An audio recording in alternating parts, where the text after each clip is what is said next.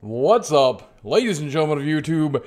Boogie2988 coming at you live once again through the power of the internet. And I just finished watching Bethesda's E3 showcase, and man, oh, I want to talk about it. So let's start with the new Doom. Now, last year we got like a teaser, whatever kind of thing. This year we got like straight up gameplay, and the gameplay was clearly scripted. It clearly is not legitimate what you're going to see in the game, but it did give us an overall taste. And here's the thing about Doom. I played the original Doom on an x86. I played Doom 2. I played the Aliens mod. I remember all of this stuff.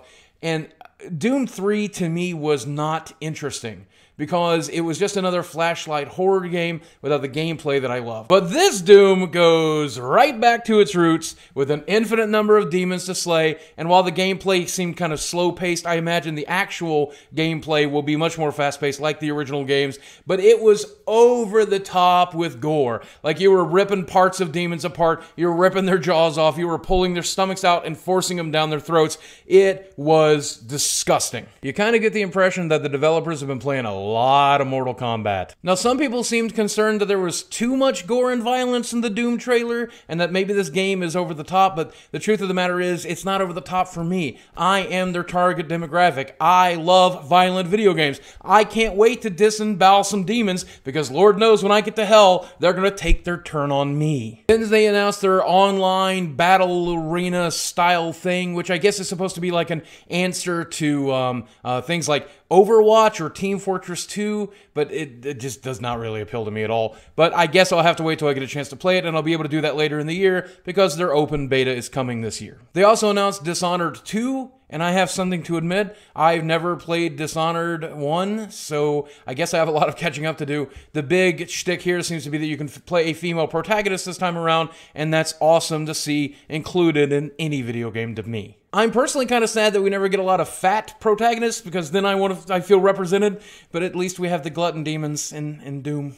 But then there's Fallout 4, the app. The app is called Fallout Shelter, and you know I hate these types of tie-in apps, but it looks like maybe they've done this one right, and I'm going to wait to play it to reserve judgment, which anybody can do tonight if you have an iPad device, because it's available on the App Store. I don't know why it's not on Android yet, but presumably it will be there eventually. It looks like a kind of sim tower kind of thing, except in a vault, and I think that's fairly interesting. They went as far as to say on stage, though, that they're using a very fair business model. You can't speed the game up by spending money. The only thing you can buy in-game is extra lunchboxes, which will give you extra rewards, but you certainly would never need to do that. I'm hoping that turns out to be the case, but at least this gives us something to do until we have our release of Fallout 4. But Fallout 4 looks amazing. It makes my heart hurt. It looks so good. I can't wait to play this game. I can't wait to get lost in this world. And as they're showing off like the world creation and all this concept art, they basically spoiled the art book, I think somebody said on Twitter. But as you're watching this stuff, man, I couldn't help but almost feel a tear come to my eye, because I can't wait to explore a world that detailed and that well drawn. And the graphics, by the way, look amazing to me. I know a lot of people complain about the graphics, and maybe they're not up to, say, The Witcher 3 standards, but man, they look really, really good. And if they are coupled with the Fallout kind of gameplay that I'm expecting here, I can't possibly lodge a complaint. The graphics looks amazing, the character creation looks amazing, the tutorial system looks amazing, the dog companion looks amazing, the world design looks amazing, everything looks amazing, and there are a lot of surprises too, like being able to build your own base using scrap that you find throughout the world. The customization system actually looks usable for a change. I normally don't mess with that stuff in games.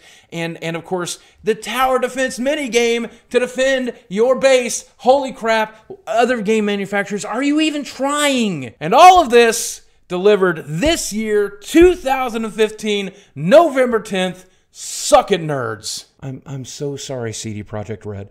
Witcher 3 is really, really good, but you have real competition for Game of the Year. I'm so sorry. Now, as hyped as I am right now, let me remind you, you may want to refrain from pre-ordering. Bethesda games are always buggy at launch, they don't always run very well, and you might need to wait for a few weeks after launch before starting to play it. You don't have to rush your pre-order today.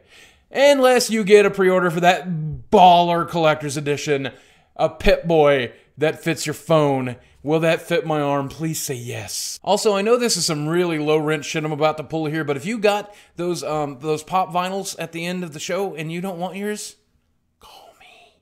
Why do I do this? This is not what phones look like anymore. And so with Bethesda's show, E3 starts off with a bang, and man, I gotta say they nailed it.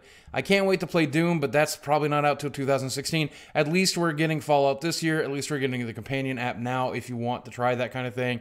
And I guess we're getting BAttlecry to play for now. But overall, a decent show and a great way to start off E3. Wish I was there. I'm so sad that I wasn't able to make it this year, but at least I'm reporting from home. I hope you guys enjoy these recaps. Let me know how I did in the comments section below, and let me know if you want me to cover Microsoft's and Sony's and Nintendo's and so on and so forth. And I love you guys very much. Thanks for watching.